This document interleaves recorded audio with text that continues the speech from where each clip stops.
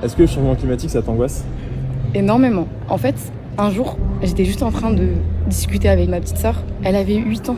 Elle venait de rentrer d'école et elle avait appris ce que c'était le changement climatique. Elle m'a posé cette question et m'a dit « Ouais, est-ce que je vais pouvoir vivre ?» Et en fait, ça m'a affectée parce que je me dis « Mais il y a elle, mais il y a aussi tous les enfants du monde, tu vois ?»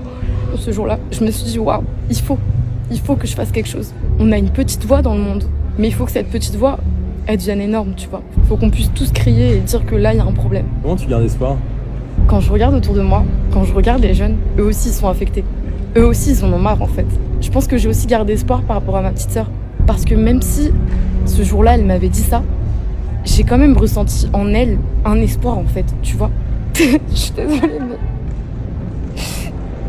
C'est juste, je trouve ça trop malheureux en fait. Trop malheureux. Tu vois, on parle de choses dans les médias. On parle des femmes qui portent le voile, si elles doivent aller à la piscine ou non. On parle de ça alors qu'il y a des putains de vies qui sont en jeu, tu vois. Et je parle de cette vie, mais c'est la vie de ma petite sœur, comme la vie de la petite sœur, ou d'un petit frère, d'autres personnes, ou peut-être ton petit frère ou ta petite sœur, je sais pas. On parle de vie d'enfant, tu vois. Excuse-moi. Mais je pense qu'il y en a des gens comme moi, beaucoup dans ce monde, ils attendent juste à ce qu'on leur laisse un peu la parole.